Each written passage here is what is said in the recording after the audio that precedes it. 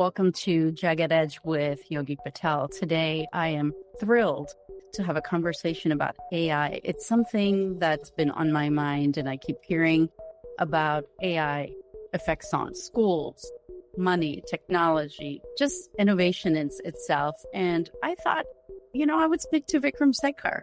He is a semiconductor professional. Vikram and I have been talking about AI and a variety of topics and thought that maybe the conversation would be useful to you as well.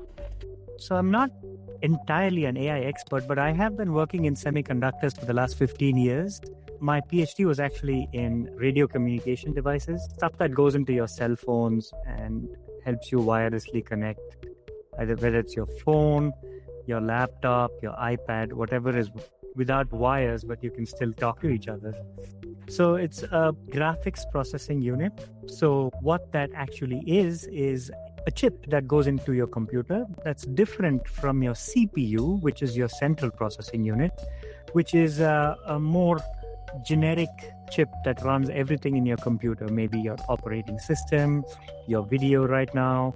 It handles all the requests coming in, all your messaging notifications, all that stuff is handled by the CPU. A GPU is a special chip that lives in your computer that handles the graphics portion of it. Because when you play video games, if you rely solely on your computer's CPU, the central processing unit, to do all the computation, it's not very efficient because it requires to do a lot of computation to emulate the physics that you see in video games. A data center is a big room full of computers, both CPUs and GPUs. It is just a room full of computers. And these computers are all linked together with wires.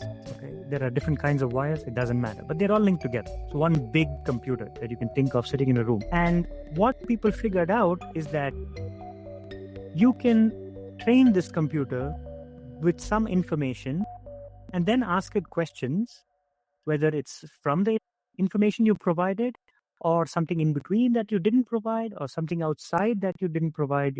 It could come up with an answer that made sense. And the way that the input information is translated into what AI tells you is the answer happens through something called the transformer. That's the T in the GPT is a transformer. So that is the underlying technology for that. And what that is basically a bunch of dials.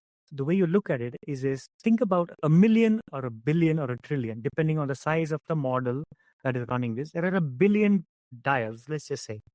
Each time you give some information into this computer, you set these dials in a particular way that gives you a certain high value at the output.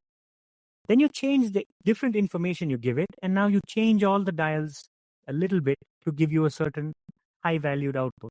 You're changing the billions of dials to give you a different signal.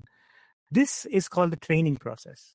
So it so happens that these computers are so big and there are so many dials you can turn that if you give all of the internet to this gigantic data center's computer and then teach it all the little dials it can set in the middle, it is now trained to think.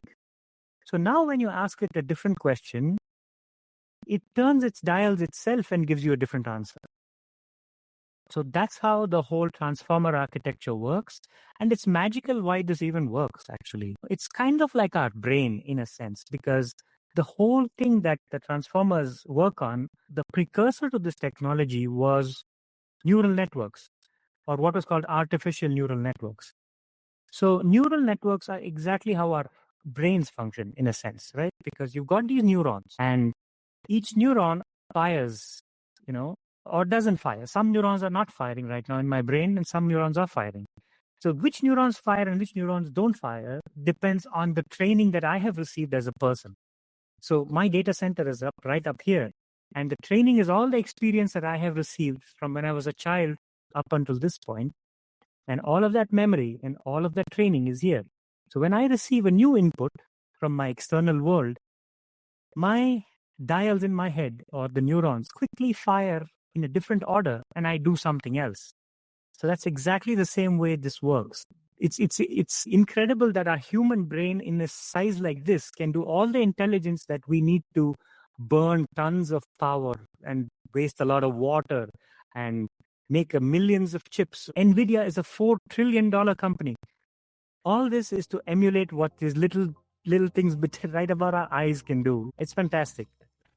AI is all the talk right now because basically Meta announced last week, I would say, or within the last 10 days, that they're going to build the first gigawatt data center called Prometheus. And they also announced that in a few years, they're going to build another data center called Hyperion, which is going to scale to 5 gigawatts. Now, those numbers mean nothing until I explain how much power that is, right?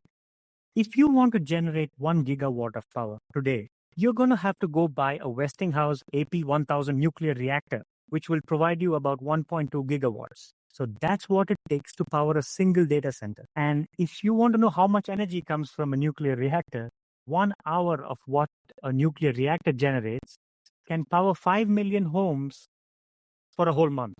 Now, the question is, where is this energy going to come from? And that is a very big concern right now because everybody needs this infrastructure. You can have all the chips you want, but if you can't run them, if you don't have the power to run them, they're of no use. So right now, even in the US, we're getting oversubscribed to the amount of energy we can even generate and set up these infrastructures. So the best way to generate this, like I mentioned, was probably a nuclear reactor. And Microsoft opened up the 3 Mile Island, which was a near disaster, and they shut it down for many years. But now there was all this talk about reopening a nuclear reactor. There was also, I think, the Meta data center that I mentioned is going to have a natural gas powered plant powering that one. So regardless of where it comes, whether it's nuclear, we would prefer nuclear, it's cleaner energy rather than burning fossil fuels, or we could get it from renewable energy sources, wind, solar, whatever it is. Energy is a big constraint. So that's going to be the biggest thing going forward. It's not all that intelligent somehow. That's the feeling you start to get. And then you ask yourself, why is everybody saying that this is such a fantastic thing when I asked it for something and it gave a wrong answer for it? I know this is not correct. How come it gave me the wrong answer? And the reason for that is it did not have the training data for that. So all of the training data AI has is from the internet, right or wrong. It's from the internet. Now, there is so much stuff that is not on the internet. For example, all this tacit information maybe doctors have where they can, or imagine an art expert who can just look at a painting and tell you if it's a real one or not. That's not written down anywhere. That's not on the internet. So how do you train an AI for tacit information that's simply not available anywhere? You can't, right? So that's where intelligence has to break down. And the other part of this is that if the AI is trained on all of the internet, how do you prompt it to give you the right answer? Like you might be thinking something in your head, but then AI tells you something else. And then the more you use this, you start to realize, I don't think I'm communicating what I want to the AI very well. So how do I communicate it well enough so that it gives me the answer I want? So after a few initial runs of being fascinated with this, the mindset starts to shift to, okay, this AI is a very knowledgeable intern who will do whatever you say without complaining. However, you need to specify exactly what it is that you want. Let's say that I want to ask GPT to write an article on my Substack. Believe me, I've tried doing it. It just doesn't sound the same. It doesn't sound like me, right? It gives me the information, it's cool, but it just doesn't sound like me. So then what I start to do is I start to think about, what about my writing makes me me? Then you start to think about that and be like, okay, I seem to use the certain language. Okay, so what is the language I use? I use simple sentences. I explain simple concepts. So you put that in. So that's your prompt. Okay, if I want AI to write like me and get better than what a generic prompt would be like, hey, write an article on AI, is not going to give you the right answer, right? It's not going to give you what you want. So you're going to have to think through everything. For example, what is my writing style, like I mentioned? I use simple sentences, I use this. Okay. Then what is it that you write about? Write an article about AI is too broad. Okay. What about AI? Write an article about the power consumption of AI data centers. Okay, that's interesting. Okay. Now you're getting a little bit more specific. So you're telling AI what you want in a little better way, right?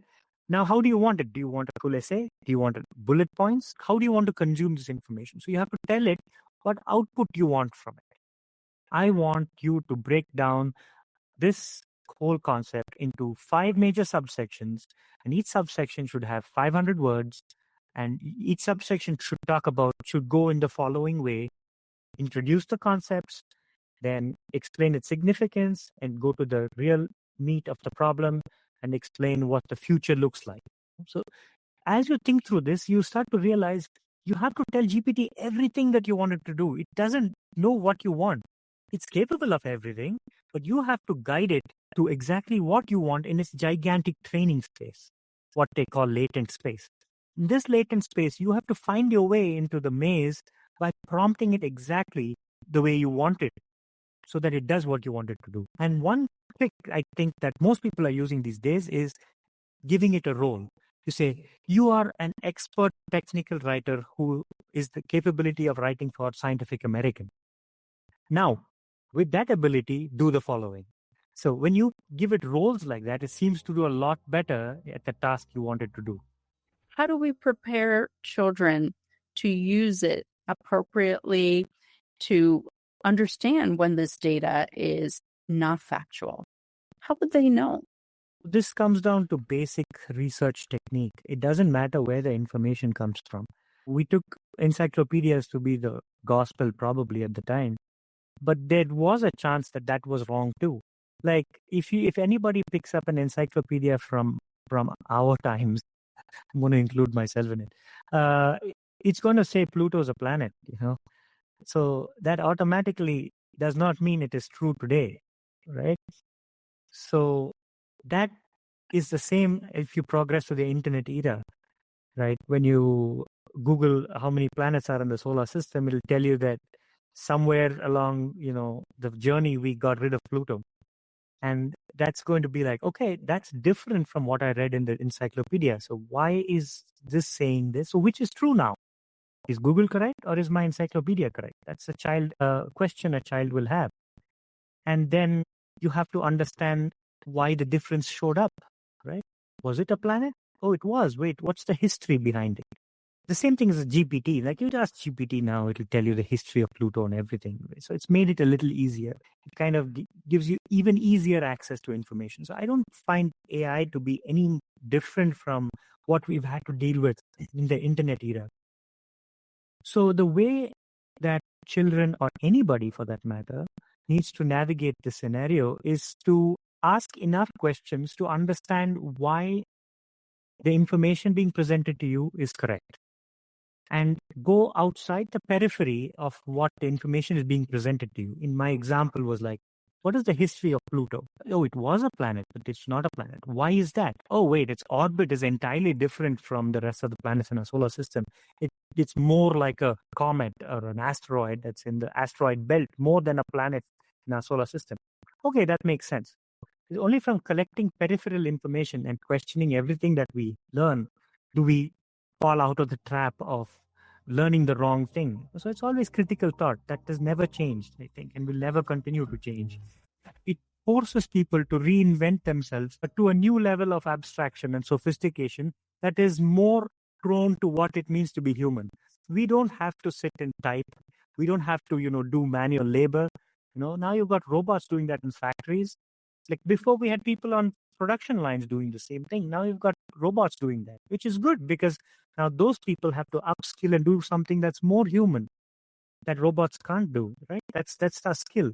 So same thing is happening with AI. So it will take away some jobs, but the real value comes in like it elevates people to doing something better. It accelerates things. So that's where jobs are going to go. If people want to use GPT in their day-to-day work, it really depends on your workplace. Like certain companies are very secretive and they do not want this to be used by you, because whatever you put into the prompt goes out to the entire world, may be used for future training runs. Companies don't want that, especially if you have company secret IP that you work on. But they do provide some kind of local GPT. If you're not in this situation, I think you should try to use GPT wherever you can, because it is an accelerant. If it helps you do grunt work and get it done quickly, it helps you think of something better. We are at an inflection point. Companies want to use AI as much as possible and automate away everything and not have to deal with people and hire people. While we are waiting for this technology to deliver on this promise, the industry is kind of correcting itself. The job market is correcting itself, because people have graduated with a bunch of skill sets that they thought is going to be employable. And then AI lands up in the picture, doing what exactly they can do for a much lesser amount of money. Now people are like, wait, I just studied for this thing and AI is doing my job. That's terrible for me. What am I going to do? Right? So we are at that inflection point, and companies are like, oh, AI can do this. I don't need to hire this junior guy, you know? And so all the jobs are going to more senior level positions, because they find that maybe junior level jobs will be taken away by AI. But the myth, I would say, is that it's going to, take over everything, and it's going to, all coding jobs are dead. And I think that's it's a little too far, because it really doesn't do that spectacular of a job as you imagine in all scenarios. Like, it can do a few things well, but it really can't do a lot of different things. And I think that people always have an adoption saying, oh, I don't want GPT. I don't know what it's about. I don't want to deal with that. So that mindset is going to hold people back. I am a techno optimist. I understand that. It's going to be a useful thing, at least for an adult, to learn. More people who work in tech are anti-technology when it comes to their children. And I'm the same way. That doesn't mean that they don't ever touch a screen. I'm not militant. I don't think we are that way at all. We try to establish reasonable boundaries, because we want them to use technology where possible, because it can be a useful tool to learn. It is a fantastic tool where you don't have to rummage through books. It can speed up learning to some extent. So, yeah, we're not entirely opposed to asking GPT a certain question and reading the answer, and then stopping with it and thinking and discussing what we just learned. Like we do on occasion, on several days a week, we hang out and we learn little things like about the circulatory system, about this, about that. In these occasions, sometimes we do ask a question to GPT. Sometimes we Google a question. Sometimes we read an article online. Sometimes we look at a book, So we like we say about the example of planets before. Doesn't matter if Pluto is a planet or not. If you have different sources, we look at all of them a little bit and put them all together and learn from that. That's how I do it personally. I don't see why kids shouldn't do it any differently from the way, for example, I learn. I'm sure other people have different ways to learn. If you like this episode, please subscribe on Spotify, Apple, YouTube, wherever you get your podcast. And Vikram, how can folks find you? Substack is Vik's newsletter, VIKS newsletter.com. That's where I write all my technical articles. I'm on X at Vikram SKR, VIKRAM SKR. I'm also on LinkedIn with my full name, Vikram Sekar. My last name is spelled SEKAR. So these are good ways to reach me. If you get on any of these platforms and want to connect with me over email, send me a message and we'll chat. Thank you, Vikram. So until next time, keep leading from the edge with courage, not perfection.